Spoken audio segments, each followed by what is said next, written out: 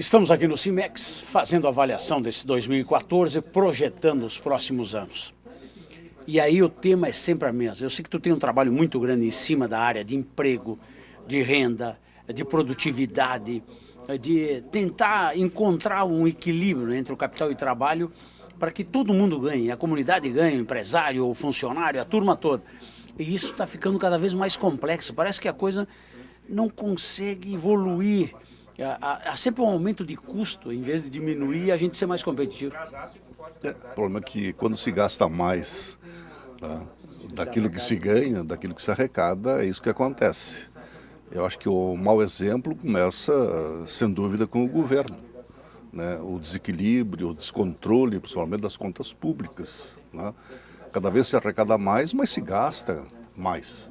A gente não consegue, digamos assim, se disciplinar e gastar dentro do orçamento pré-estabelecido.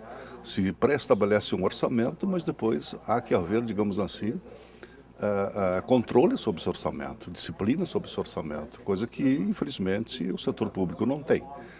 No setor privado, a situação é um pouco diferente. Há um controle mais efetivo, há um exercício mais direto. É evidente que o setor público tem as suas amarras, tem as suas dificuldades, até em função da legislação. Eles não podem simplesmente demitir pessoas como o setor privado faz. Mas faz com muita dificuldade, né? Com muito ressentimento. Porque, como se sabe, o mercado de hoje, as escolas, os institutos de tecnologias, as universidades, não preparam a mão de obra adequadamente. E as empresas têm que fazer esse complemento para que elas consigam atender às suas necessidades em função da sua especificidade, em função do seu produto, em função do mercado onde ela está inserida. E ela investe, portanto, em capacitação, treinamento, em cursos para esse aprimoramento, para atender a tecnologia, a exigência de hoje. E quando ela se vê frente a uma crise como vem ocorrendo agora ao longo desses 12 meses, né, ela tem que lançar mão e dispensar essas pessoas das quais ela investiu. Isso que é bravo, porque tu bota ensino, treinamento, tu orienta, às vezes manda para uma feira no exterior para conhecer, visitar fornecedores, mercados, o tempo todo investindo para ter qualificação, depois tem que mandar embora um produto que tu investiu realmente para esse cara crescer lá dentro da corporação. Isso é um peso que não conheço empresário que gosta de fazer, né? Pois é, exatamente. Mas por que elas fazem isso, né? Porque nós não temos ainda, infelizmente, e eu dizia há pouco a uma colega sua, nós não temos ainda todos os instrumentos que países mais desenvolvidos utilizam. Quer seja por falta de legislação adequada, quer seja por posições radicais por parte de alguns sindicatos profissionais, sindicatos de trabalhadores. Veja, eu vou dar um exemplo aqui, vivenciado e ainda estamos vivenciando. A questão da flexibilização da jornada. Há pouco nós vimos que houve uma queda de 10% nos empregos em relação a janeiro desse ano no setor metalmecânica, 5 mil trabalhadores. Mas veja bem, poderiam ter sido 7.500, porque esses 2.500 que não foram dispensados, eles não foram porque as empresas utilizaram a flexibilização da jornada e agora as férias coletivas.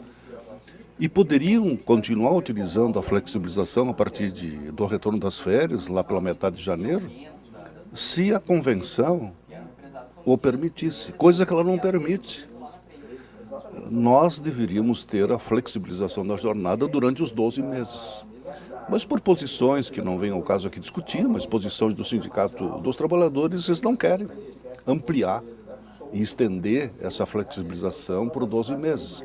Quando nós poderíamos, a partir do retorno das férias, preservar daqueles que estão empregados agora por mais algum período. É evidente que alguns acabarão sendo dispensados, mas muitos nós salvamos, e veja bem, nós estamos salvando 2.500 empregos. Quantos dependem desses 2.500 empregos? Vamos multiplicar de uma forma assim muito singela, muito modesta, no mínimo por 2. Então são 5 mil pessoas que estão trabalhando, que estão recebendo alguma coisa. Então essa flexibilização da jornada, junto com algumas outras medidas, por exemplo, férias de 3 períodos. Por que não se dá férias em 3 períodos ao longo dessas crises? De uma forma transparente, de uma forma acordada com os trabalhadores. Não pode, não pode. A legislação não permite. Quer dizer, então é preferível mandar embora.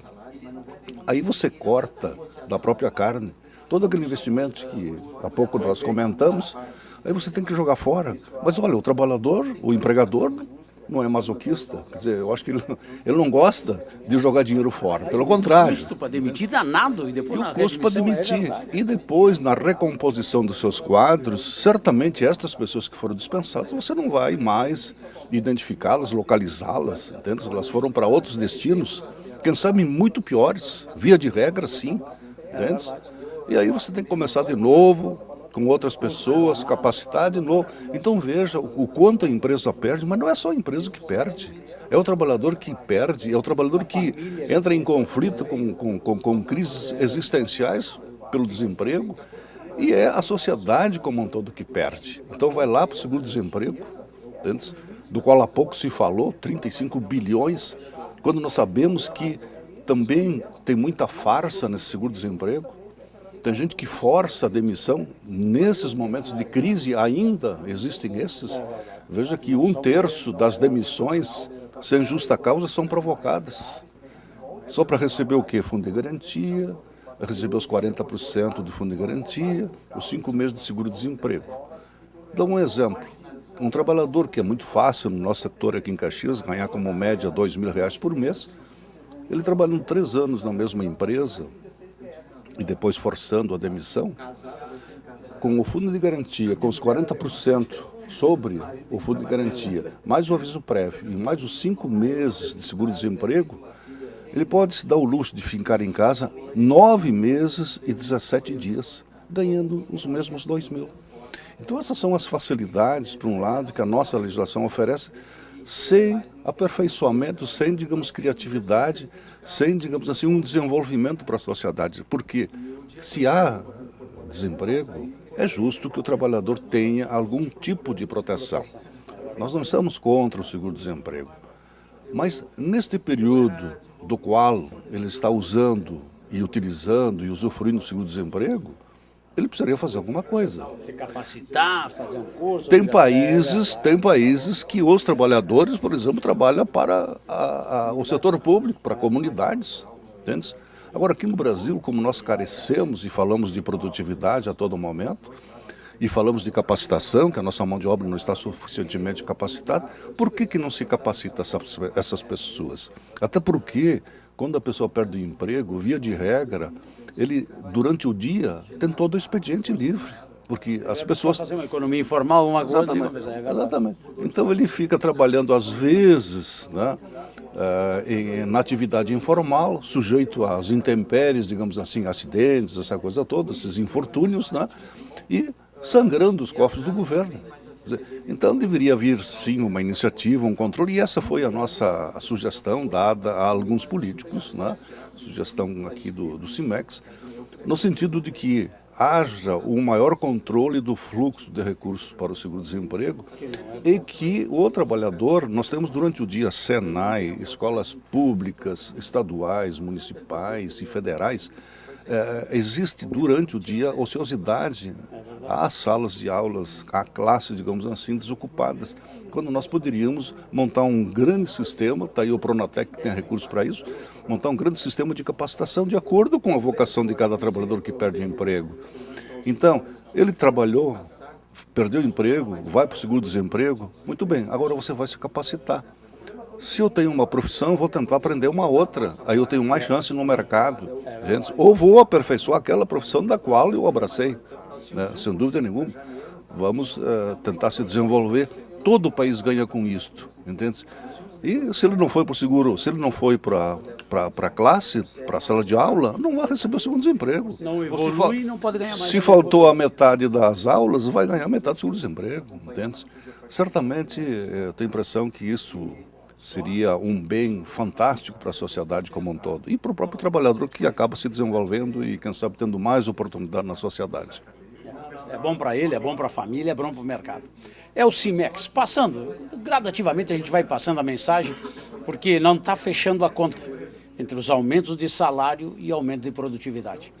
E nós estamos competindo com o mundo, não é mais o cara aqui do bairro, a cidade do lado, aqui no estado.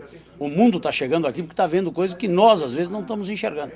E aí nós precisamos que repensar, o que o Dacir falou agora. Vamos se capacitar, se preparar. Para ganhar mais, tem que estar preparado, tem que estudar, tem que ler, tem que fazer as coisas básicas e aprender melhor a nossa profissão. Essa é a mensagem nesse final de 2014, 2015 agora para vocês.